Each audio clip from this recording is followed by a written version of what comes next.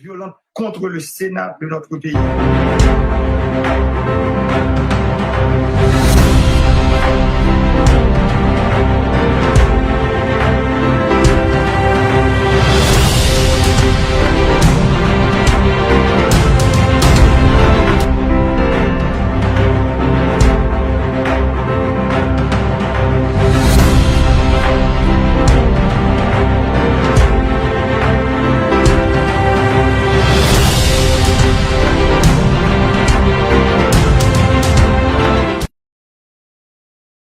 Fait partie des dangers que notre démocratie a dû affronter ces derniers mois.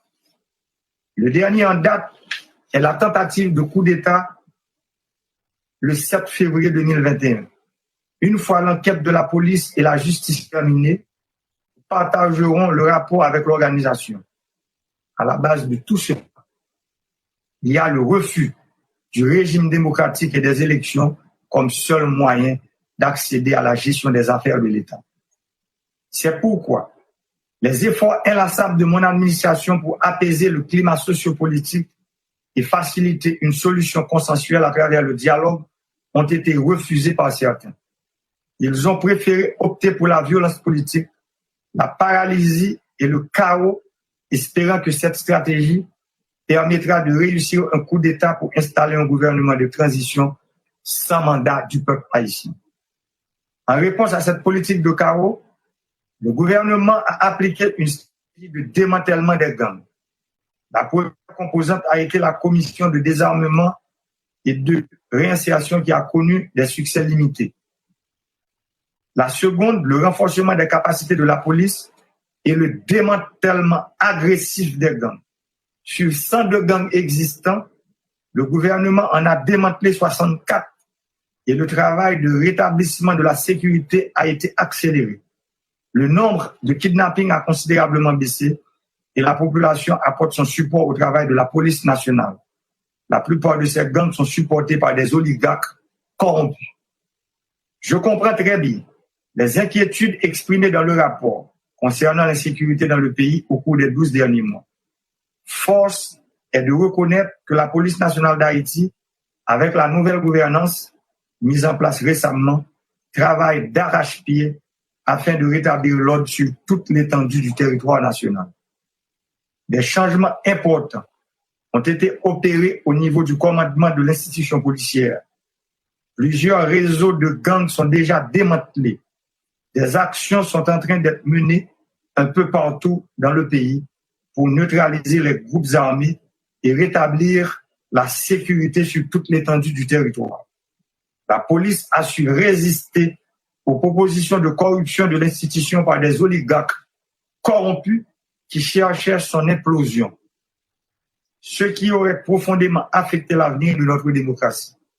La remobilisation de l'armée en France, elle a apporté son soutien aux opérations de la police contre les gangs. Comme il est précisé dans le rapport, la part du budget national consacré à la police nationale a augmenté de 53% en 2021 par rapport à l'exercice fiscal 2019-2020 pour atteindre 6,59% du budget national. L'amélioration des conditions de vie des policiers a été au centre des décisions prises. Nous nous félicitons du fait que certains pays amis, comme les États-Unis d'Amérique, la France et la Colombie, apportent leur appui au renforcement des capacités du pays dans le cadre de la lutte contre les enlèvements. Grâce au soutien des agences onusiennes, nous avons mis en place un dispositif de gestion des armes et des munitions conformément à la législation nationale en vigueur et aux instruments internationaux auxquels Haïti est partie. Nous reconnaissons que le renforcement du système judiciaire est un élément essentiel de la lutte contre l'insécurité et la criminalité organisée. C'est dans cet esprit que le gouvernement vient de doter les acteurs du système des outils juridiques plus contraignants pour combattre ce phénomène, pour renforcer l'état de droit et consolider l'appareil sécuritaire. En l'absence d'un parlement fonctionnel, j'ai dû adopter certains décrets qui s'inscrivent dans le cadre de la lutte contre la criminalité organisée, l'insécurité galopante et le kidnapping. Je suis le 5e président depuis 1987 à utiliser cet outil pour répondre aux besoins de notre peuple. Je continuerai à en faire un usage limité jusqu'à l'élection du Parlement et à la prestation du 59e président de la République le 7 février 2022. Toujours dans le cadre des efforts visant à renforcer le système judiciaire, nous avons augmenté le budget 2020-2021 du Conseil supérieur du pouvoir judiciaire de 35% par rapport au budget de l'exercice fiscal précédent. Les lourdes conséquences de ce climat de violence sur la société haïtienne, le fonctionnement des institutions et l'économie du pays ont été soulignés à l'encre forte et répertoriés dans le rapport conjoint du Haut Commissariat des Nations Unies aux droits de l'homme et du Bureau intégré des Nations Unies en Haïti. Ce rapport, qui a été publié le 18 janvier 2021, a dressé le bilan des violations et abus des droits de l'homme perpétrés dans le cadre des manifestations qui se sont déroulées le 6 juillet 2018 et le 10 décembre 2019. Mon gouvernement, dans les prochains 15 jours, et après le Conseil des ministres, publiera le rapport national sur la situation des droits humains en Haïti. Tous les cas mentionnés ont été l'objet d'enquêtes de la part de la Direction centrale de la police judiciaire.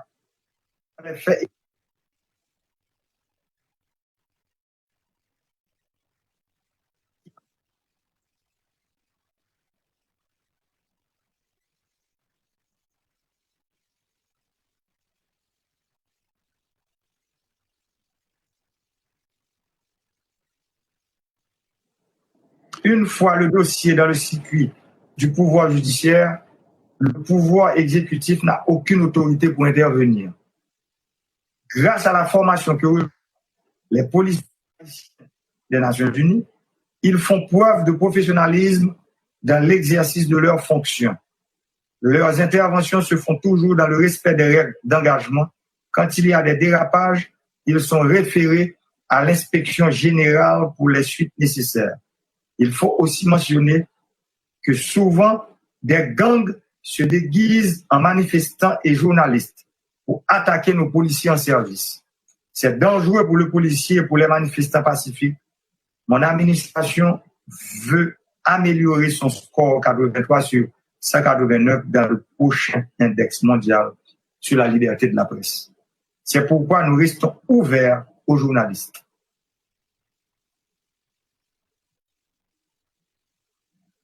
Messieurs les membres du Conseil, Monsieur le Président, vous avez noté dans le rapport les appels d'une partie de l'opposition politique à la démission du président de la République. Avant la fin de mon mandat constitutionnel qui se termine le 6. Cette demande qui avait été formulée lors du dialogue à l'Annonciature apostolique en janvier 2020 pour forcer un coup d'État, la peur des élections et des bulletins de vote de la population explique cette tentative de coup d'État pour installer une transition sans la volonté populaire. Les résultats des 6 dernières élections organisées en Haïti démontrent que la grande majorité de ces acteurs politiques n'arrivent jamais à passer la barre des 1%. Le grand défi pour tous, c'est comment construire une démocratie avec des acteurs politiques qui ont peur des élections et des résultats du vote populaire. Comment construire une démocratie avec des acteurs capables de bâtir une coalition pour devenir une alternative? J'ai gagné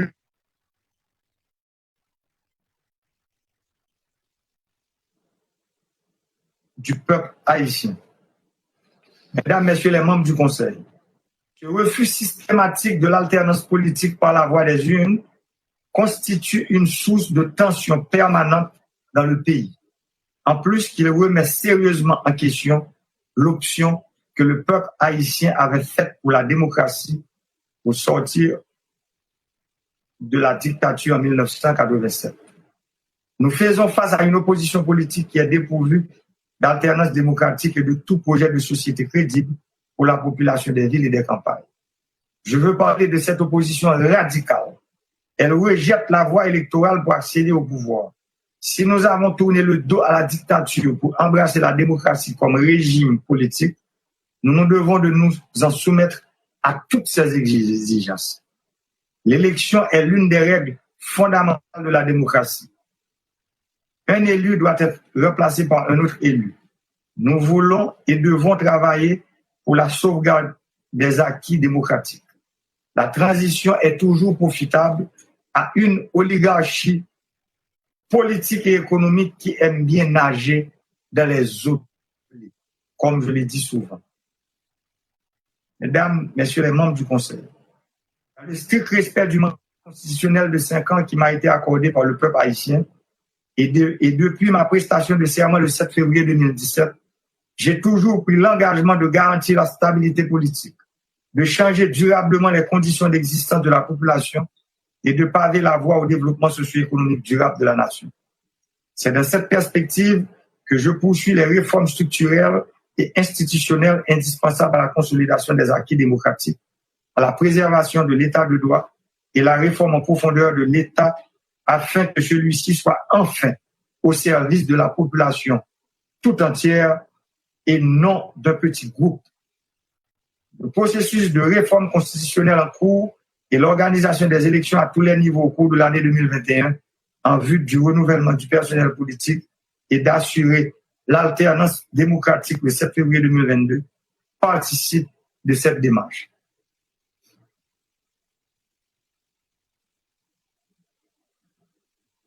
Le référendum et les élections de septembre prochain seront en effet l'occasion de faire avancer de manière décisive le processus de démocratisation en cours dans le pays. La mise en place du nouveau conseil électoral provisoire selon les critères établis dans la Constitution a constitué une étape importante vers la réalisation de ces élections. Et selon le calendrier électoral proposé par le conseil électoral provisoire, le référendum aura lieu en juin prochain et le premier tour des élections se tiendra le 19 septembre 2021. J'ai bien noté les inquiétudes exprimées par le secrétaire général dans son rapport en ce qui concerne la fragilité de l'environnement politique, les conditions de sécurité ainsi que les difficultés d'ordre logistique et financier. Les administrations précédentes ont connu des situations similaires et ont quand même délivré. Mon administration et le gouvernement entendent tout mettre en œuvre pour améliorer le climat sociopolitique de façon à assurer le respect des échéances et que les élections puissent être dans des conditions optimales et avec la participation la plus large possible des candidats et des électeurs. Le gouvernement haïtien a déjà apporté 20 millions de dollars dans le basket fund. D'ici le mois d'avril, 20 autres millions de dollars seront à nouveau apportés par l'État haïtien. J'en profite pour remercier la communauté internationale, notamment les Nations Unies à travers le BINU, pour son soutien au processus électoral en cours dans le pays, exprimé par la signature le 21 janvier dernier d'un protocole d'appui technique et financier au processus électoral. De même, la réforme constitutionnelle que l'ensemble du pays réclame est en train de devenir une réalité avec la création du comité consultatif indépendant de 5 membres chargés de superviser l'élaboration de projets de constitution qui fait l'objet de consultation au niveau de la population avant d'être soumis à un référendum les mois à venir. Le peuple haïtien est en train d'écrire une nouvelle page de son histoire. La nécessité d'une nouvelle constitution s'est fait sentir depuis très longtemps. Comme il a été souligné dans le rapport du BINU, la constitution de 1987 amendée en 2012, actuellement en vigueur, est une source d'instabilité politique et constitue un obstacle majeur au développement du pays. C'est un fait et cela reste une constante dans le discours de tous les acteurs de la vie nationale. C'est un projet du peuple haïtien qui aspire à un changement véritable. Plus de 86% de la population aspire à une nouvelle constitution selon les 2 derniers sondages d'opinion.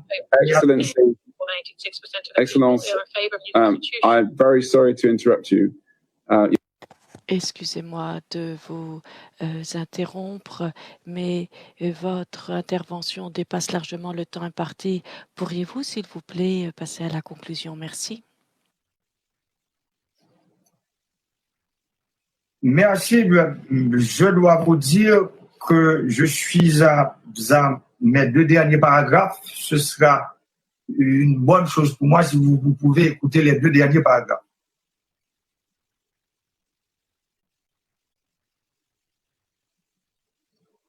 Et je voulais justement vous parler, au début de mon mandat, j'ai déclaré sans embâche que mon objectif était de mettre en place les bases pour le développement socio-économique d'Haïti et finir une fois pour toutes avec cette longue période de transition que le pays traverse depuis la fin de la dictature en 1985, il y a 35 ans. Ainsi, mon gouvernement a lancé les grands chantiers susceptibles d'amener un changement substantiel et durable au pays et dans la qualité de vie de notre population. Route, électricité, agriculture, environnement, réforme administrative, tout cela avec les faibles ressources et taxes des citoyens. Je sollicite ici l'appui technique et financier de nos partenaires pour avancer plus vite. Et je dois vous dire, mesdames, messieurs les membres du Conseil, il faudra du temps et de la patience pour instaurer une paix et une sécurité durable qui a subi depuis des décennies des traumatismes et des chocs avec l'appui constant du Conseil de sécurité et de la communauté internationale dans son ensemble. Nous sommes persuadés que nous pouvons avancer dans la marche vers un avenir pacifique et prospère pour tous. Je vous remercie. Je remercie son Excellence, Monsieur Moïse, de sa déclaration. Je donne maintenant la parole aux représentants des États-Unis. Merci, Monsieur le Président. Merci à la représentante spéciale Alim des informations fournies sur l'évolution de la situation à Haïti et je vous remercie des efforts que vous fournissez ainsi que toute votre équipe. Madame Rock, merci de vos informations, merci de nous avoir rappelé le besoin urgent de nous concentrer sur les difficultés que connaissent les jeunes de Haïti. Président Moïse, nous vous souhaitons la bienvenue au Conseil. Nous vous remercions de votre participation aujourd'hui. Tout d'abord, j'aimerais commencer par quelque chose que nous connaissons tous. Les élections doivent avoir lieu en octobre 2019. Et les membres du Conseil, à maintes reprises, ont demandé aux acteurs politiques de se réunir, de mettre de côté leurs points de différence et de trouver un moyen pour ensemble surmonter les difficultés les plus urgentes. Mais ils ont choisi de ne pas prendre cette voie. Mais la responsabilité à terme pour créer une atmosphère propice à des élections justes et libres, et pour organiser ces élections, cette responsabilité incombe au gouvernement. Les États-Unis sont inquiets de cette période qui perdure de politique par décret Haïti. Ceci doit être nécessaire seulement pour la sécurité et néanmoins, toutefois, récemment, des actions unilatérales renvoyant 3 juges, en nommant 3 autres, et des décisions pour réduire une agence indépendante, ceci va à l'encontre du renforcement des institutions démocratiques haïtiennes. Une fois encore, nous exhortons le gouvernement de tenir des élections législatives aussitôt que possible pour rétablir le rôle constitutionnel du Parlement. Le peuple haïtien a le droit d'élire ses dirigeants et ses institutions. Nous reconnaissons la grande tâche qui doit être encore effectuée. Néanmoins, 2021 doit être l'année des élections et législatives et présidentielles en Haïti. Parallèlement, nous saluons le gouvernement d'Haïti pour la décision prise en septembre d'augmenter le budget de la police nationale qui a beaucoup souffert d'un manque de ressources. Malgré cette augmentation, axée sur la police. Néanmoins, la violence des gangs continue d'être un problème. Elle a augmenté de plus de 200% en 2020. Le taux d'homicide va croissant également. Nous exhortons les autorités à redoubler d'efforts pour enquêter, poursuivre les crimes violents, y compris la violence sexuelle et sexiste, pour renforcer les pratiques policières et renforcer les droits de l'homme des résidents. Nous sommes inquiets également du manque de responsabilisation face aux atteintes et violations des droits de l'homme. En décembre, les États-Unis ont sanctionné 3 anciens responsables haïtiens suite conformément à la loi sur les droits de l'homme, suite aux des attaques passées où 71 personnes avaient été tuées. Avec l'assassinat de Dorval notamment, et il est donc urgent de mettre un terme à l'impunité. Il faut protéger le citoyen contre la violence. Il faut une police effective, efficace. La mise en œuvre d'une stratégie nationale pour enquête, poursuite en cas de crimes graves avec le soutien nécessaire est une chose qu'il serait bon d'envisager. Les États-Unis promeuvent la mise en place d'un secteur judiciaire crédible, indépendant en Haïti. Nous sommes inquiets des décrets qui sapent l'indépendance de la branche judiciaire. Ceci continue de nuire au fonctionnement de la justice et ceci nuit aux audiences. Un secteur judiciaire qui fonctionne dûment, c'est essentiel pour mettre un terme à l'impunité, à la corruption et pour réduire le niveau très élevé de détention. Tout cela intervient dans le cadre d'une dégradation économique aggravée par la pandémie. L'instabilité économique conduit à une insécurité alimentaire et ce qui sape les progrès du développement. Et cela aggrave une situation humanitaire déjà grave. En janvier, les États-Unis ont annoncé une aide de 7,8 millions de dollars à Haïti pour financer un programme d'aide dans l'éducation, le secteur sanitaire, l'agriculture, etc. Et avec le gouvernement d'Haïti, la société civile, nous continuerons de travailler pour le développement durable et aider le peuple haïtien sur la voie de l'autosuffisance. Je conclurai en répétant le besoin de mettre un terme à la politique par décret. C'est seulement via la présence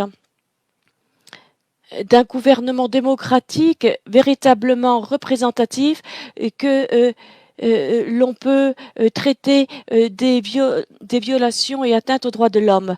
Les États-Unis seront aux côtés des Haïti pour un avenir meilleur. Merci.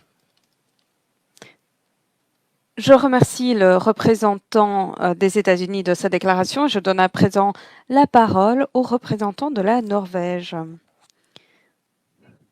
Merci, Monsieur le Président. Je remercie le secrétaire général ainsi que la représentante spéciale, la LIM, pour l'exposé et les mises à jour ainsi que les recommandations concrètes qui figuraient que nous appuyons. Je remercie également Madame Rock d'avoir fait part de son expérience au Conseil de sécurité ainsi que le président Moïse de son allocution. Monsieur le Président, la situation politique tumultueuse en Haïti qui ne cesse d'évoluer est inquiétante et nous rappelle à quel point le pays est fragile et précaire. Il est impératif de mener une réforme de gouvernance afin de surmonter les obstacles structurels à la stabilité au développement. Un engagement fort en faveur des principes démocratiques doit être une condition préalable. Nous exhortons les acteurs politiques à s'engager à nouer un dialogue pour des objectifs communs. L'échéancier électoral proposé avec un référendum constitutionnel, mais également des élections législatives, municipales, locales et présidentielles, est un plan ambitieux. Cependant, si il est mis en œuvre de façon pacifique et ordonnée, cela pourrait être une première étape de sortie de crise. La Norvège se dit vivement préoccupée par l'exposition d'Haïti aux catastrophes naturelles en raison des changements climatiques et de la dégradation environnementale. Cela a des effets sur les moyens de subsistance, entraîne la pauvreté, le déplacement interne, ce qui, à son tour, vient nourrir le crime, l'instabilité et les troubles. troubles. Selon la FAO, Haïti figure parmi les pays connaissant la plus forte insécurité alimentaire au monde. 4,4 millions d'Haïtiens ont besoin d'aide humanitaire. Il s'agit d'un chiffre exorbitant aux très larges conséquences. Les signes de faible rendement de culture en raison de précipitations inférieures à la normale vont sans aucun doute renforcer l'insécurité alimentaire. Afin de préserver les moyens de subsistance et d'éviter davantage d'instabilité, le gouvernement doit miser davantage sur la production alimentaire sans tarder. Monsieur le Président, les niveaux élevés de violence, les violations et abus des droits de la personne sont choquants. Nous appelons à une vaste intervention du gouvernement pour lutter contre les violences locales. L'impunité pour les assassinats et les enlèvements ont entraîné un engrenage d'injustice et d'instabilité. Cela doit s'arrêter. Nous exhortons les autorités à traduire les auteurs en justice, que ce soit des membres de bandes organisées ou représentants des forces de sécurité. Nous sommes fortement préoccupés par le fait que les griefs et les grèves des principaux acteurs judiciaires sont venus exacerber les défis dans les établissements pénitentiaires, ce qui a mené à une surpopulation carcérale inacceptable. La réforme judiciaire doit recevoir la priorité. La situation des femmes et des enfants demeure également alarmante. La protection contre les violences sexistes et sexuelles ainsi que l'accès aux services de santé procréative et sexuelle doit être renforcé. Nous croyons fermement qu'un processus politique avec le respect des droits de la personne est une condition préalable pour une amélioration de la situation. Nous nous félicitons du fait que les rapports sur les violations, les atteintes aux droits de l'homme du HCDH et du BINU nous ont permis d'en prendre davantage conscience. Il est évident que l'exclusion, la négligence ou encore la privation de droits sont des ingrédients menant à aux conflits actuels. Nous exhortons le gouvernement haïtien à appliquer le plan d'action national sur les droits de la personne, et ce sans tarder, notamment en faisant participer les femmes pleinement à tous les aspects de la vie et notamment au processus politique. En guise de conclusion, Monsieur le Président, qu'il me soit permis de réitérer que la Norvège appuie sans faille le BINU ainsi que ses efforts en vue de renforcer les capacités des institutions haïtiennes. Ceci étant dit, seuls les Haïtiens peuvent œuvrer à une solution pérenne. Je vous remercie, Monsieur le Président. Merci à la représentante de la Norvège de sa déclaration. Je donne à présent la parole à la Fédération de Russie. Je vous remercie, Monsieur le Président. Nous remercions la représentante spéciale du secrétaire général, Madame Hélène Lalim, de son exposé sur la situation très complexe qui prévaut en Haïti et le travail mené par le Bureau intégré des Nations Unies en Haïti. Nous remercions Madame Rock de son exposé et nous saluons la présence parmi nous aujourd'hui de son Excellence, le président Jovenel Moïse. Les turbulences politiques depuis plusieurs mois ont entraîné un regain d'activité des groupes criminels qui ont fait des victimes parmi tous les groupes de la population. Les citoyens ordinaires en pâtissent particulièrement alors qu'ils ont tant besoin d'un État stable, à même de régler les innombrables problèmes allant des catastrophes naturelles aux risques épidémiologiques. Et les citoyens étrangers sont également touchés. Notamment, nous avons appris aujourd'hui l'enlèvement d'un ressortissant de la République dominicaine. Nous comprenons les inquiétudes des manifestants quant à la sécurité de la société civile, sécurité dont la responsabilité principale incombe au gouvernement. Nous sommes persuadés que la détérioration de la situation est due avant tout à l'absence de consensus dans les milieux politiques. Cette polarisation a déjà entraîné l'arrêt des travaux du Parlement et ne permet pas de s'atteler au règlement des graves problèmes qui accablent le pays. En tout premier lieu, les problèmes de sécurité, sans même parler des questions humanitaires, de reprise ou de développement économique. Nous rappelons que la situation en Haïti n'est pas unique en son genre, en ce sens qu'un règlement passe toujours par une solution politique. Ce qui, à son tour, n'est possible que grâce à un large dialogue interne entre les forces politiques et la société. Et à cet égard, le Conseil de sécurité a confié un rôle de premier plan au Bureau intégré des Nations Unies en Haïti, dont l'une des principales tâches consiste à appuyer le dialogue interhaïtien. Nous espérons que les efforts en ce sens vont redoubler en amont des grandes étapes politiques de cette année, les élections présidentielles et législatives, ainsi que les discussions au sein de la société concernant les réformes constitutionnelles. En ce moment si important pour le pays, il est impératif de veiller à ce que toutes les opinions soient bien prises en compte. Nous saluons la volonté du secrétaire général d'apporter à Haïti un soutien électoral à la demande du gouvernement de ce pays. Nous savons que d'autres pays de la région ont fait des requêtes similaires, auxquelles cependant les réactions ont varié.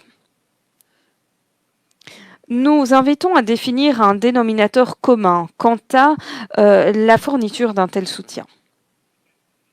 Lors de discussions précédentes au Conseil de sécurité sur la situation en Haïti, nous avions averti que si le pays continuait de prendre des décisions unilatérales, cela faisait courir un risque croissant d'escalade.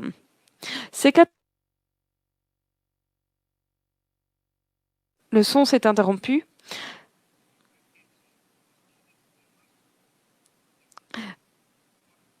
Nous devons dire également que la multiplication des manifestations et des grèves à l'égard de l'exécutif sont dues à l'appareil législatif défaillant et aux craintes quant à l'indépendance du judiciaire. Il est évident qu'il faut trouver un équilibre raisonnable et trouver un accord au sein de la société à ce sujet. Et cela n'est possible que par l'entremise d'un dialogue respectueux sur la base des lois. Port-au-Prince a besoin du soutien de la communauté internationale pour éviter de creuser les dissensions dans la société, ainsi que la crise humanitaire pour qu'elle ne gagne pas le reste de la région.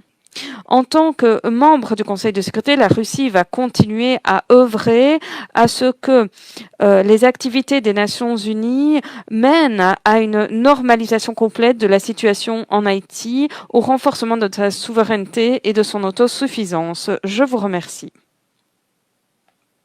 Je remercie le représentant de la Fédération de Russie de sa déclaration et je donne à présent la parole aux représentants de Saint-Vincent et les Grenadines.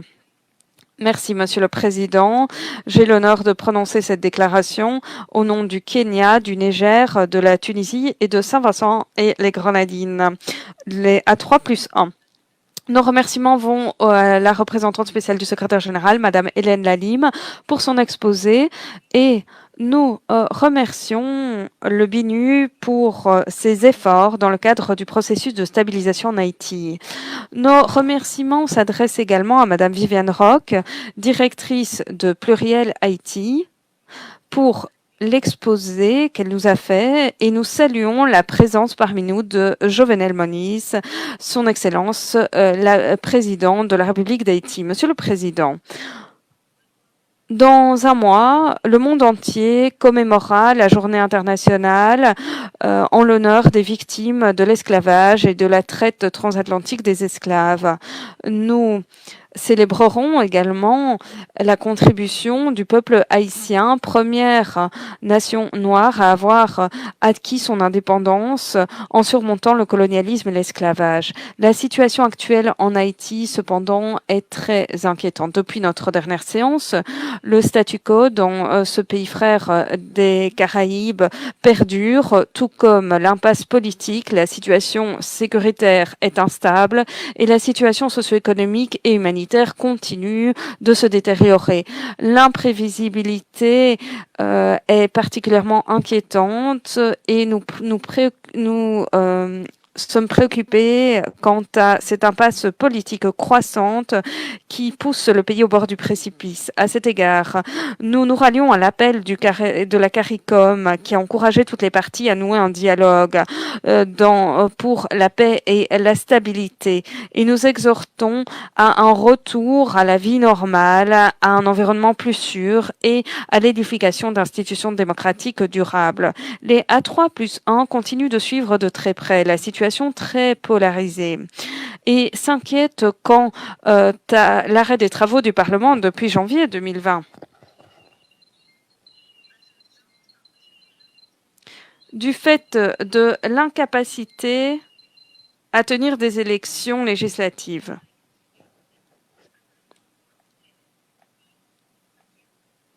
Des élections législatives qui auraient dû avoir lieu depuis longtemps.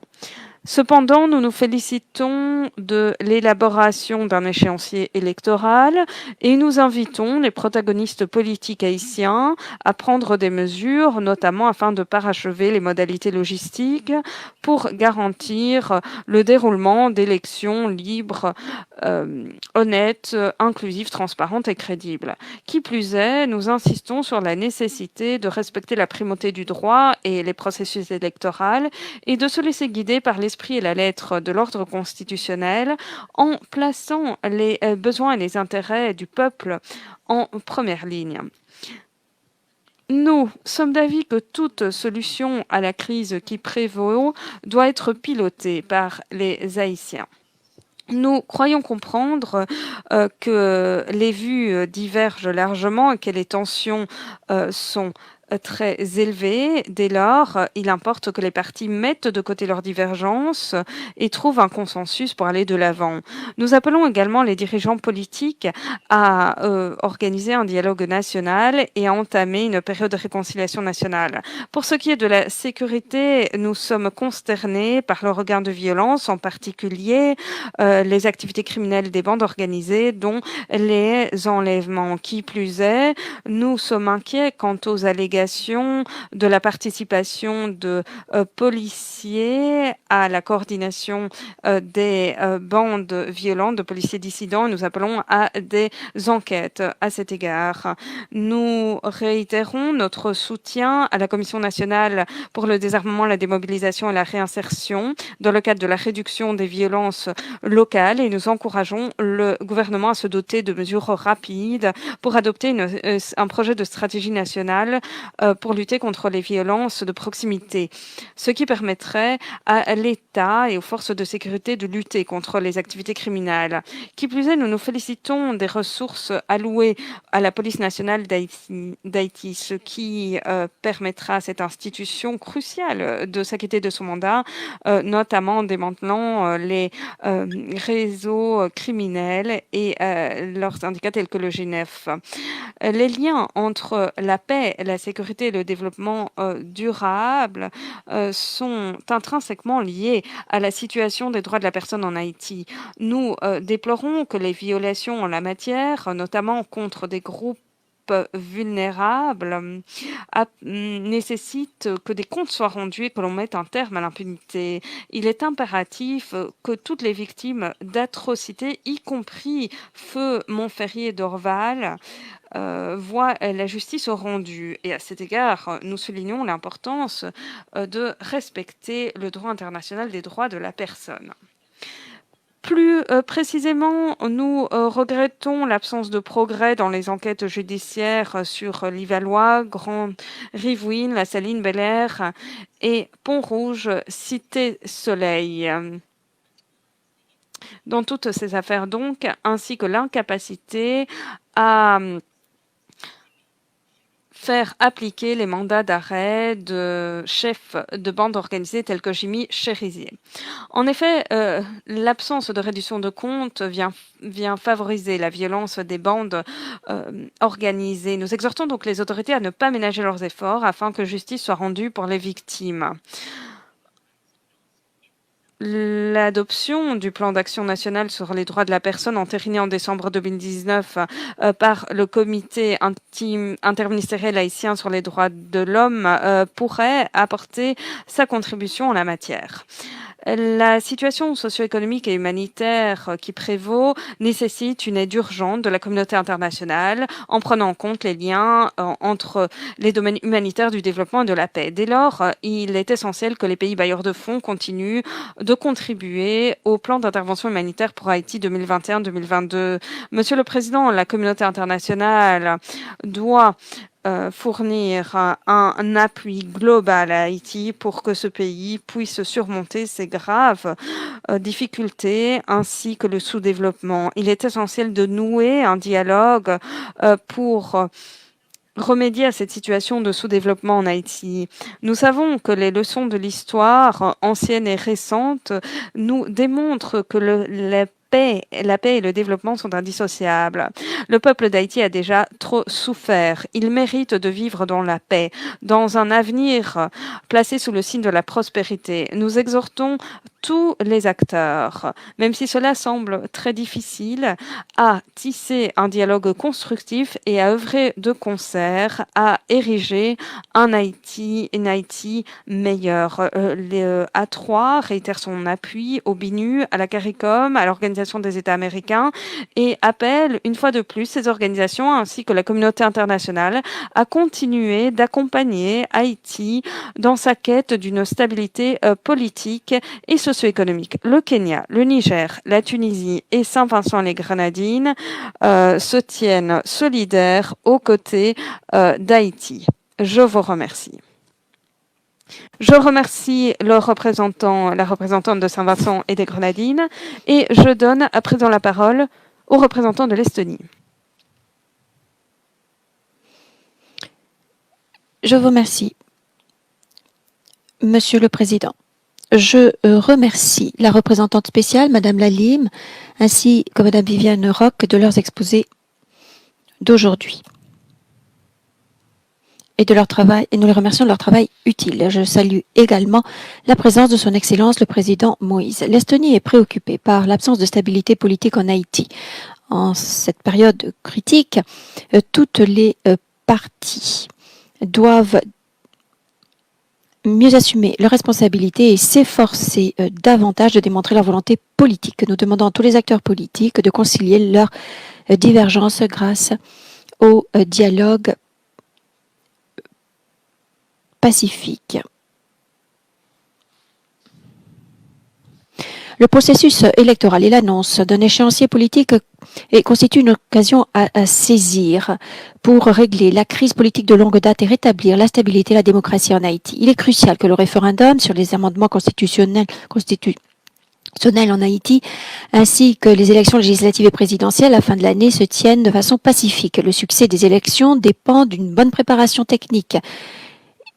Et il est notamment crucial que l'inscription des électeurs sur les listes se fasse sans encombre. Dans le même temps, il importe d'améliorer la situation sécuritaire. Des rapports récents concernant la montée de la violence, l'augmentation du nombre d'assassinats, d'enlèvements et de criminalité, la criminalité liée aux bandes organisées, sont très inquiétants. Nous saluons la nomination d'un nouveau directeur général ad intérim. Nous encourageons les partis à redoubler d'efforts pour que cessent les activités criminelles liées aux bandes organisées. Il est important de protéger et de préserver la participation déjà de plus en plus limitée de la société civile à la vie publique. Nous reconnaissons les efforts de l'inspection générale de la PNH pour enquêter sur les allégations. Toutefois, certains responsables des services de l'ordre ont reçu des sanctions administratives pour inconduite, mais des policiers n'ont toujours pas eu de compte à rendre en justice. Nous restons préoccupés par l'absence de progrès dans les enquêtes judiciaires de la Grande Ravine, de la Saline, de Bel Air et d'autres affaires. Certaines grèves ont gravement entravé le droit à l'accès à la justice. Les conditions de détention restent catastrophiques, nonobstant les efforts soutenus par les parties prenantes pour les améliorer. Nous soulignons l'importance d'une meilleure reddition de comptes. Nous enjoignons le gouvernement d'adopter le plan d'action national sur les droits de la personne en suspens depuis 2019. Pour conclure, nous remercions la représentante spéciale et son équipe pour leurs efforts inlassables. Nous espérons que les efforts de toutes les parties augureront d'un avenir meilleur pour Haïti. Les Haïtiens méritent un État stable, axé sur la démocratie, l'État de droit et le développement durable. Je vous remercie et je donne maintenant la parole à l'Inde. Merci, Monsieur le Président. D'entrée de jeu, je me félicite de la présence du président haïtien, Monsieur Jovenel Moïse. Je souhaite également remercier la représentante spéciale, Madame Lalime, ainsi que Madame Viviane Roque, de leurs exposés. Remarque de l'interprète, la mauvaise qualité du son ne permet pas une interprétation complète et précise.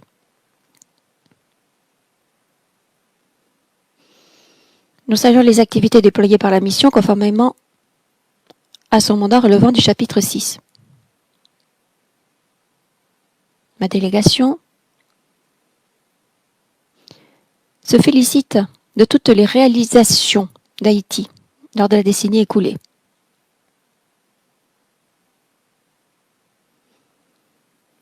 Haïti est sorti de l'épidémie de choléra, a organisé des élections, a procédé à un transfert pacifique du pouvoir, ce qui démontre bien la résilience du pays. Nous saluons le rôle important joué par la communauté internationale et ses partenaires pour aider le pays. Les Haïtiens continuent de pâtir toutefois de la crise multidimensionnelle.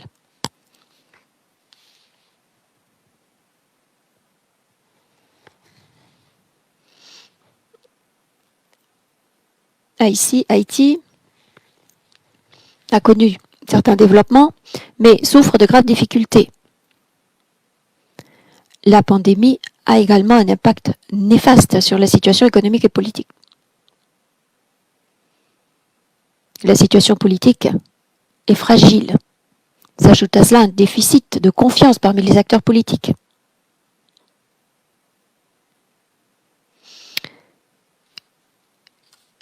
Les divergences politiques sont accentuées par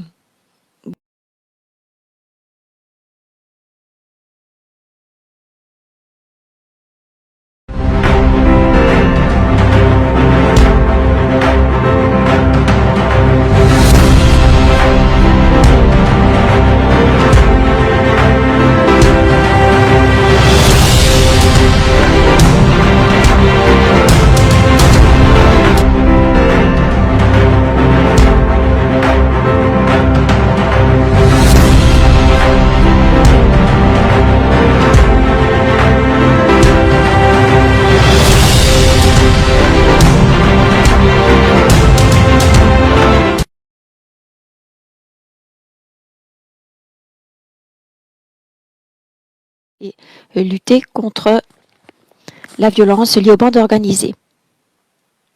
Il faut rétablir la confiance de la population.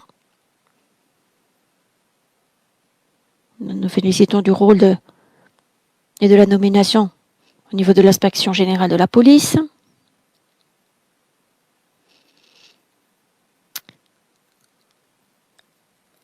Pour ce qui est des différents critères, nous tenons compte des mesures prises par la mission.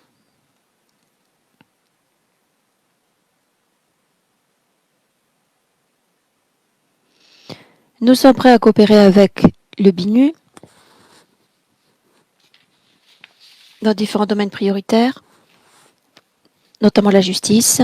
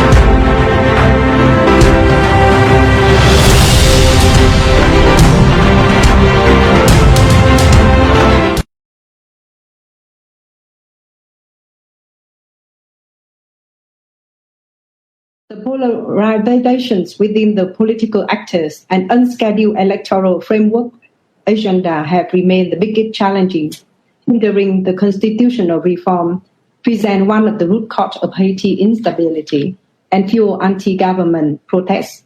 In this context, the year 2021 is a milestone for Haiti, especially in terms of holding elections.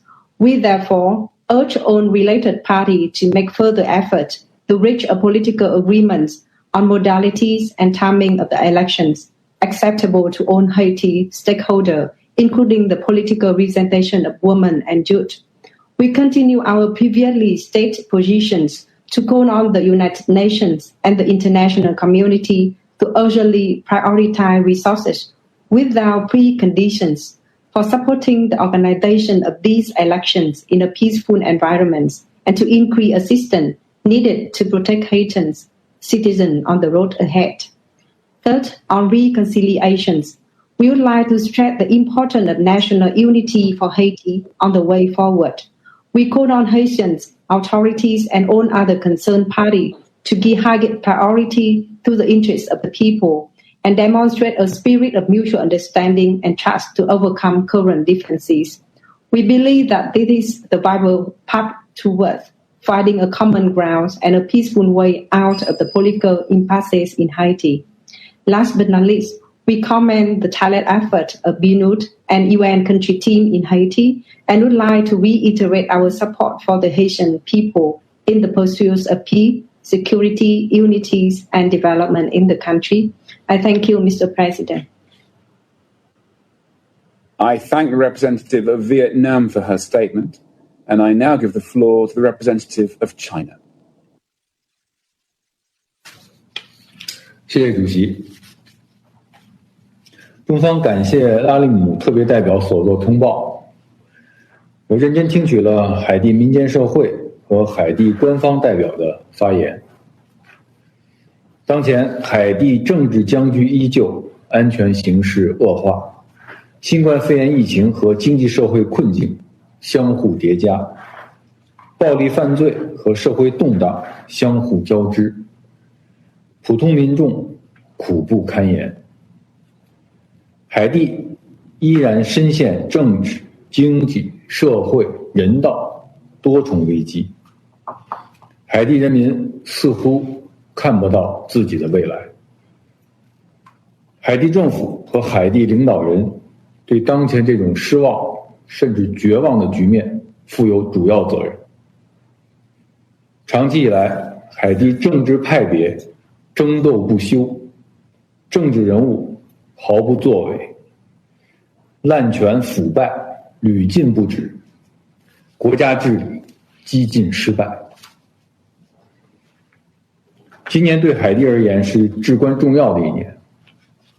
秘书长在报告中称，这将是海地的分水岭时刻，将于4月举行的宪法公投，以及此后的议会选举、总统选举和地方选举，将在很大程度上决定海地政局的未来走向和海地人民的前途命运。中方支持古特雷斯秘书长的呼吁，强烈敦促海地各政治派别从国家和人民的利益出发，摒弃私利，体现担当，认真听取社会各界意见，通过对话协商，在达成广泛共识的基础上，推进宪法公投和各项选举，为早日恢复国家政治稳定、实现安全和发展创造条件。不要再次辜负海地人民和国际社会的期盼与帮助。中方赞赏联合国为帮助海地人民所做的奉献与贡献，支持联海办继续开展斡旋，为推动海地政治对话顺利举行选举做出努力。同时，多年的经验教训表明，除非海地各政治派别都负起责任，体现政治意愿，共同致力于国家的稳定和发展，否则任何外部努力与帮助都无济于事。联合国自上个世纪90年代以来，为帮助海地摆脱危机投入了巨大的资源。近30年来，安理会先后在海地部署了联海支柱团、联海过渡团、联海稳定团、联海司法支柱团，直到今天的联海综合办公室。这些行动的花费总额已经高达近80亿美元。此外，联合国系统各机构和国际捐助伙伴长期来为帮助海地恢复稳定、实现发展、保障人权，也做出了巨大努力。各种累计投入到现在也是个巨大数字。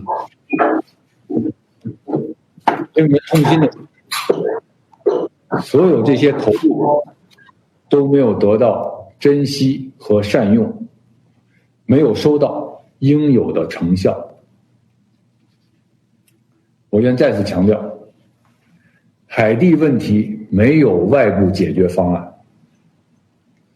我们必须汲取教训，立足现实，全面评估形势发展，认真考虑今后联合国在海地的存在问题，避免无休无止的无效投入。谢谢主席。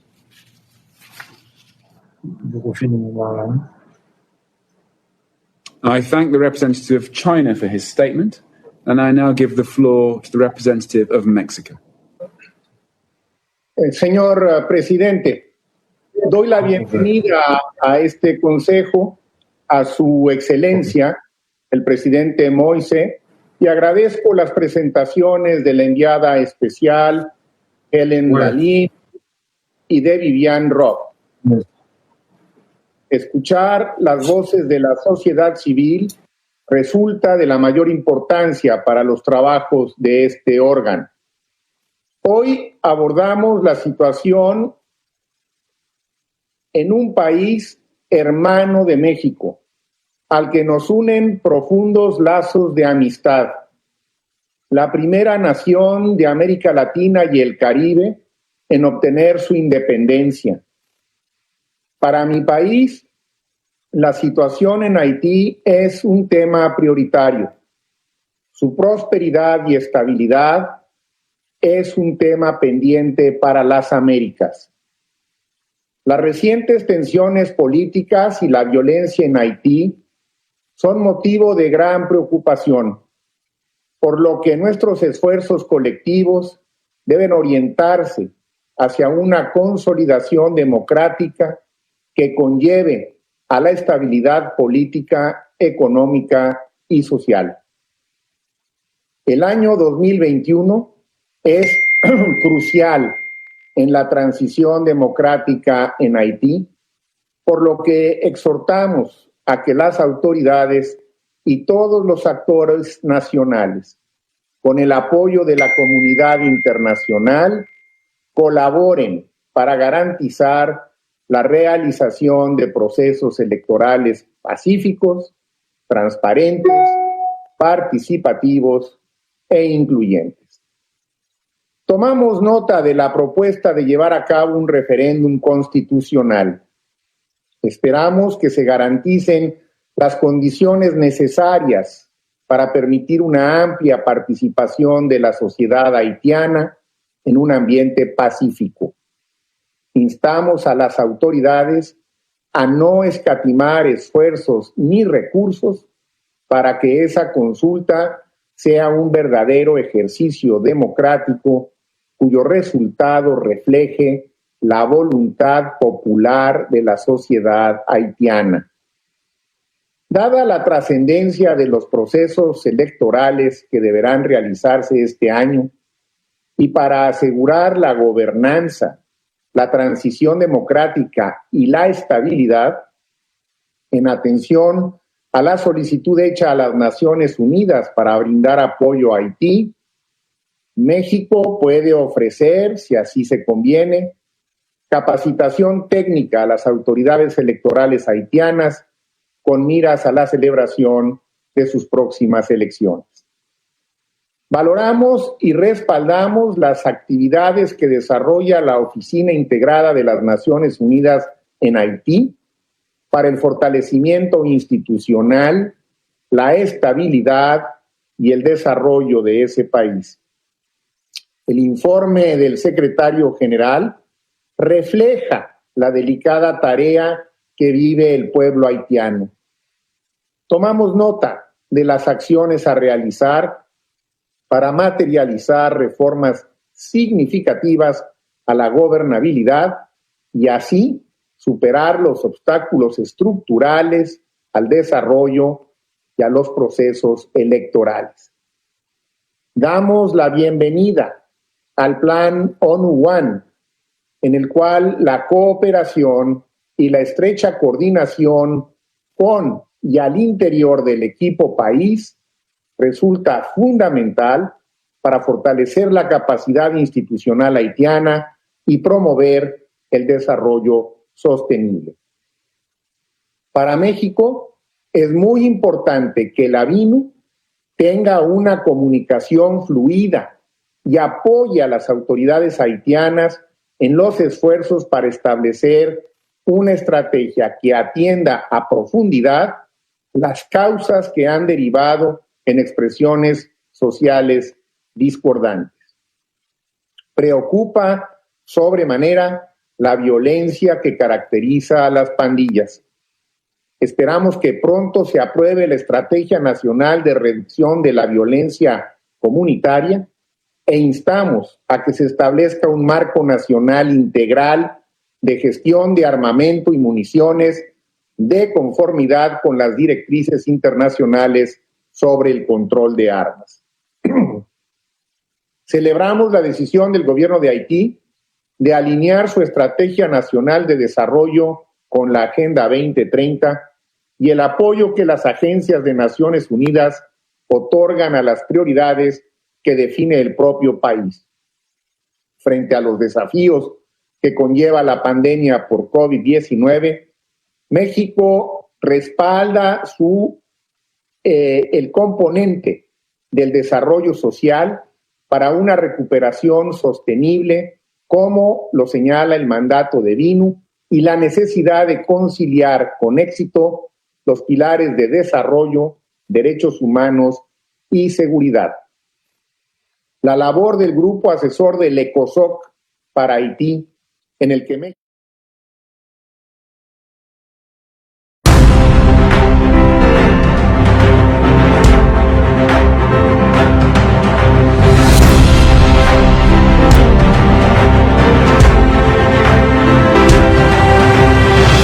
du projet de coopération scientifique promu par le Mexique et la région, nous continuerons pour fournir un soutien à la mobilité des étudiants pour renforcer notre coopération dans le domaine de la protection civile quand des catastrophes naturelles se produisent. Monsieur le Président, nous sommes préoccupés par la situation des droits de l'homme telle qu'indiquée dans le rapport du secrétaire général et par les conclusions du rapport du haut-commissaire des droits de l'homme et du BINUB. S'agissant de la responsabilité et du recours excessif à la force, les attaques perpétrées contre défenseurs des droits de l'homme, contre membres de la société civile, cela est inadmissible. Et nous soulignons le besoin de respecter pleinement la liberté d'expression.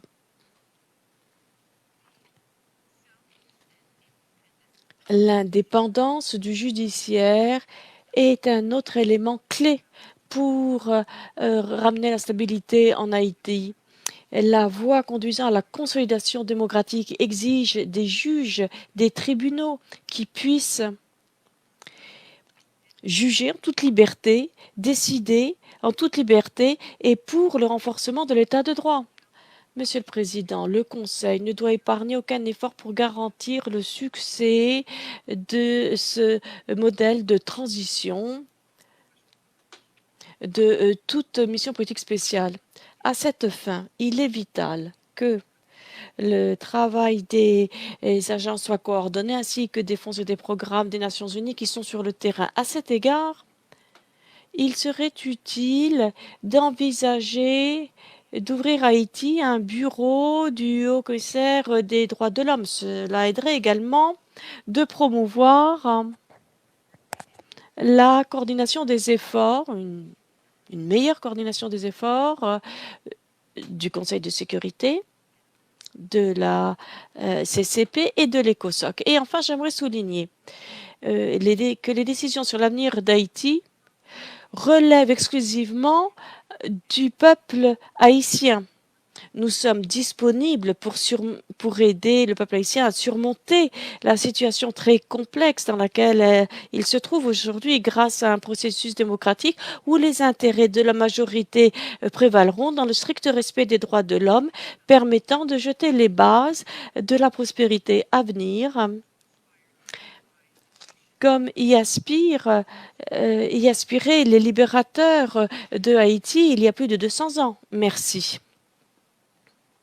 Je remercie le représentant du Mexique et je donne maintenant la parole au représentant de l'Irlande. Merci le représentant spécial du secrétaire général, Madame Lalime, pour son intervention aujourd'hui. Et je tiens à reconnaître la présence de son Excellence, Monsieur Mose, président de la République d'Haïti, et aussi je voudrais souhaiter la bienvenue chaleureuse à Madame Rock. Monsieur le Président, on ne peut pas nier que la réunion d'aujourd'hui a un sens d'urgence.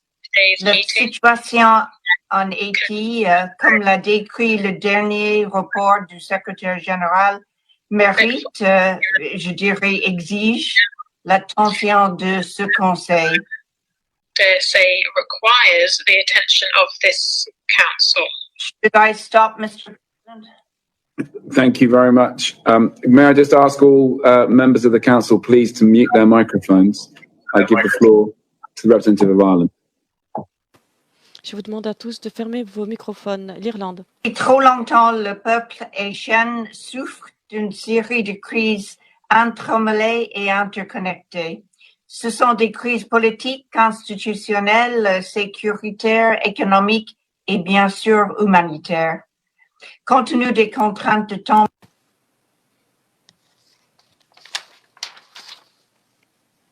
Tout d'abord, le besoin inévitable pour un dialogue véritable pour tous, inclusif. Le climat politique en Haïti demeure très tendu. La confiance dans l'état de droit, dans le système politique, c'est le socle même du fonctionnement d'une démocratie. L'annulation des élections législatives, la dissolution du Parlement et l'utilisation fréquente et large des décrets présidentiels renforcent la défiance dans le système politique et creusent la fracture entre les acteurs politiques. L'année à venir est une occasion de rétablir et de revitaliser la démocratie. Il est essentiel d'inscrire les électeurs et garantir que tous les Haïtiens qui ont le droit de vote puissent voter. Et il est particulièrement important que la voix des femmes et des jeunes en particulier soit entendue. Pour être bien clair, nous pensons que le calendrier électoral ambitieux du gouvernement ne peut réussir que si la confiance, la participation pénètre tout l'éventail politique. Nous appelons toutes les parties à dialoguer de façon urgente et à participer à ce dialogue pour tous. La réforme constitutionnelle doit être gérée avec soin, y compris via les consultations publiques appropriée. Une fois encore, cette consultation doit inclure la voix des femmes et des jeunes. Nous reconnaissons la protection de l'espace civique et notamment le droit de manifester comme étant un droit essentiel pour la prospérité de la démocratie. Nous regrettons les arrestations récentes de responsables politiques et de personnalités de la société et nous demandons la protection des journalistes et des manifestants pacifiques. Nous sommes particulièrement inquiets de la redéfinition récente du terrorisme, incluant les actes de manifestation légitimes. Deuxièmement, les citoyens les plus vulnérables de Haïti sont ceux qui souffrent le plus suite à la détérioration de la sécurité. Les chiffres d'homicides, de viols, de rapts, d'enlèvements sont choquants. Ceux qui sont responsables de ces crimes doivent être tenus responsables. Les conséquences de la violence et de l'impunité sur les femmes, les jeunes, les enfants est de la plus haute préoccupation. 95,9% d'augmentation des atteintes des droits de l'homme ont été enregistrées par la mission. C'est particulièrement frappant. Aucune société ne devrait vivre avec ce niveau de violence et de peur. Nous exhortons le gouvernement à accorder la priorité à l'adoption d'un plan national d'action des droits de l'homme et pour approuver une stratégie de réduction de la violence, stratégie nationale pour l'ensemble de la société. L'Irlande se félicite des acquis en termes de réforme de police, mais demeure préoccupée par les défis qui demeurent dans le système pénitentiaire et judiciaire. La fin de l'impunité est essentielle pour pouvoir rétablir la confiance du peuple haïtien dans ses dirigeants.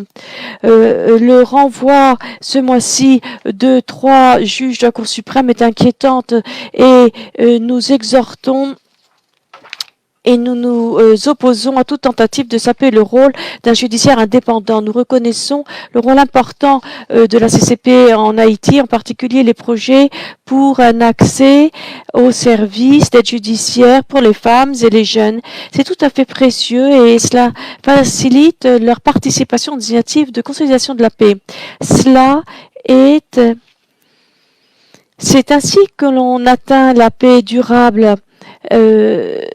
Et en partant de la base, en allant vers le haut, avec la participation véritable des femmes et des jeunes, et sur un pied d'égalité. Le peuple d'Haïti ne mérite rien de moins qu'une vie dans la paix, sans intimidation ni violence. Troisièmement, j'en viens aux difficultés liées à la prestation de services de base et aux besoins humanitaires chroniques de plus de 4,4 millions d'Haïtiens. Comme nous avons pu le lire dans le rapport du secrétaire général. Nous saluons le travail fait par le PAM pour aider les Haïtiens à ne pas connaître la famine. Toutefois, nous savons que leurs souffrances ne sont pas inévitables. Les ONG internationales comme l'organisation irlandaise GOAL indiquent que les besoins humanitaires sont causés par la violence, l'insécurité, la vulnérabilité sur le plan climatique et l'instabilité dont nous avons discuté aujourd'hui. Une fois encore, les plus vulnérables dans la société sont contraints d'emporter le plus lourd tribut, d'en subir le plus lourd tribut. L'éducation en particulier, celle des filles, est un catalyseur pour nous, pour la consolidation de la paix, la sécurité et promouvoir l'égalité entre les sexes. Environ 30% des garçons et des filles ne sont toujours pas scolarisés suite à l'année perdue et on ne peut pas permettre de ne pas les aider. Madame Rock a montré clairement la dynamique actuelle qui existe au sein de la jeunesse haïtienne. La communauté internationale doit être à la hauteur de leurs attentes. Nous sommes d'accord avec le représentant spécial que l'année 2021 pourrait être un moment charnière en Haïti. Il est crucial que le BINU donne son soutien absolu pour résoudre la crise constitutionnelle et politique et réalise pleinement son mandat. Je voudrais encore une fois réitérer notre profond soutien pour le BINU, la famille d'agences onusiennes et tous les acteurs qui travaillent avec le peuple haïtien pour construire un nouvel avenir basé sur une transition pacifique de pouvoir, un système politique et économique stable et sans doute une société sans intimidation ni violence. Merci beaucoup, Monsieur le Président. Je remercie la représentante de l'Irlande de sa déclaration et je donne maintenant la parole au représentant de la France. Merci, Monsieur le Président. Je voudrais d'abord remercier la représentante spéciale, Madame Lalime, pour sa présentation extrêmement éclairante, ainsi que celle de Mademoiselle Roch pour son témoignage émouvant, et saluer la présence parmi nous du Président Moïse Jouvenel. Monsieur le Président, la France observe avec une grande préoccupation la dégradation de la situation en Haïti. Nous l'avons répété maintes fois, la solution à la crise actuelle est politique. Et comme nous le savons, faute d'élections, le Parlement ne siège plus depuis 1 an déjà. Les autorités haïtiennes gouvernent par décret et certains de ces décrets sont une source d'inquiétude, notamment celui créant l'Agence nationale d'intelligence, celui élargissant l'imputation de terrorisme ou encore celui qui a conduit au renvoi de 3 juges pourtant inamovibles selon la Constitution. Je le dis sans ambiguïté, cette situation n'est pas tenable sur le long terme. Des élections ont été annoncées cet automne et c'est un pas dans la bonne direction, bien sûr. Encore faut-il que ces scrutins contribuent à une sortie de crise et ne rajoutent pas à la confusion actuelle. Selon nous, 3 conditions doivent être remplies afin qu'Haïti retrouve le chemin de la stabilité. Premièrement, des conditions de sécurité minimales doivent permettre aux scrutins de se tenir dans des conditions satisfaisantes. Deuxièmement, les autorités doivent accélérer la distribution des cartes d'identification afin de garantir une participation électorale la plus large possible. Troisièmement, un juge électoral impartial doit être établi de manière à ce que les résultats en soient acceptés par tous. Une révision constitutionnelle a par ailleurs été annoncée.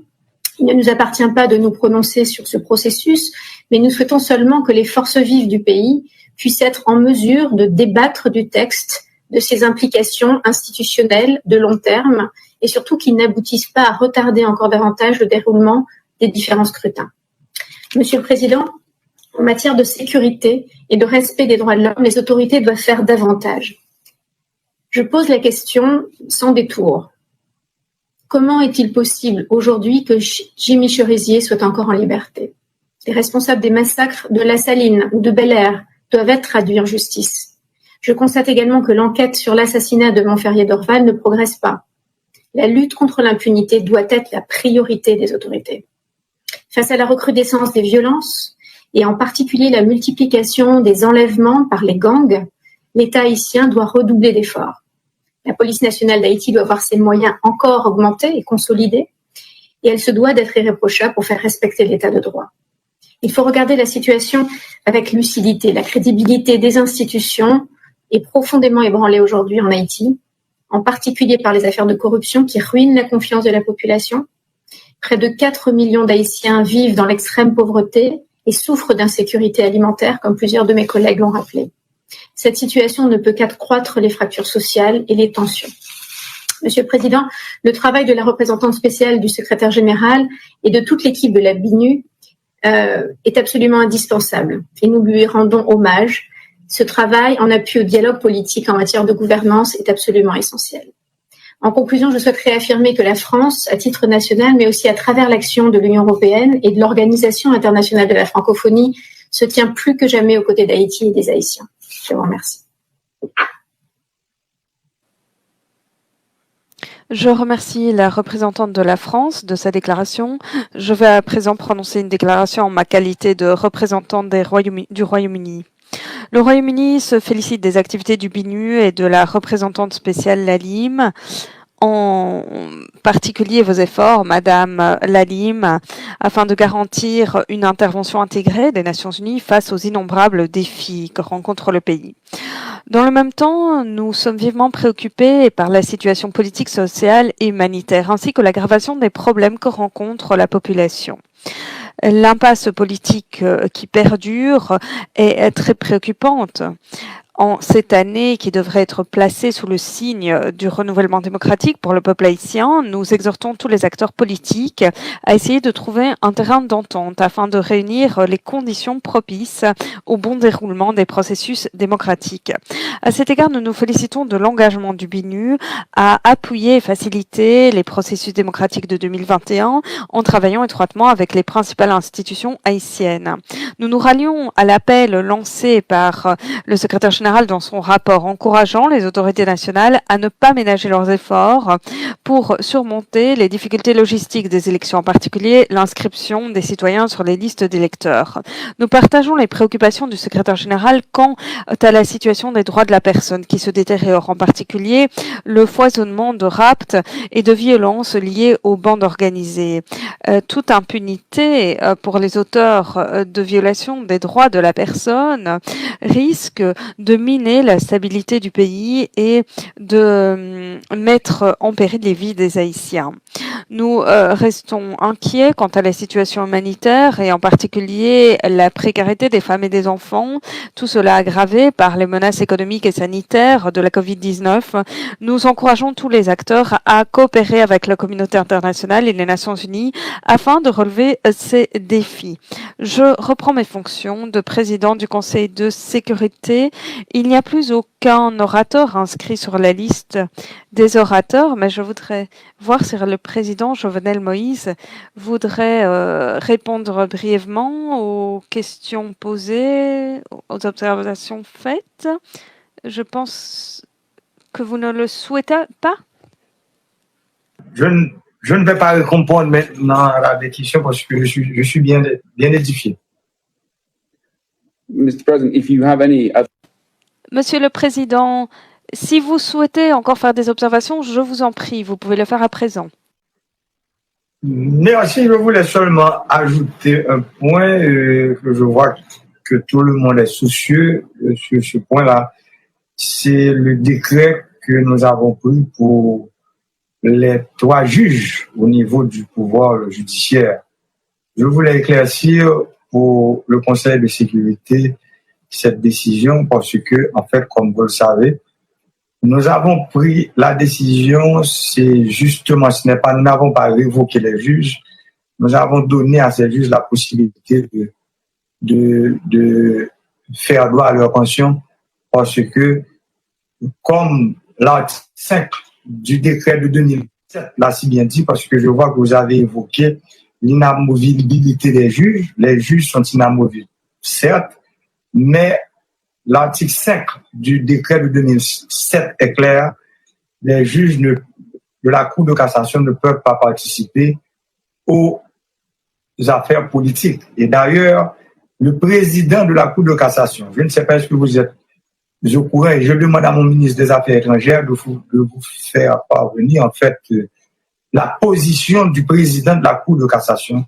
Non seulement le président a une position verbale, mais il a une position écrite aussi, pour voir qu'il a même demandé à certains juges qui veulent participer dans les affaires politiques de démissionner et d'aller dans ces affaires politiques. Je voulais éclaircir ce point pour vous.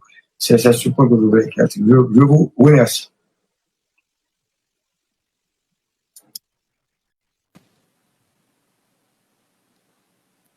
Je remercie son Excellence le Président Moïse de cette nouvelle intervention. Je le remercie également d'avoir pris part à la présente séance. Il n'y a donc plus d'orateurs inscrits sur la liste. Nous en avons donc terminé avec cette partie de la séance retransmise en direct et nous allons passer en consultation. Merci.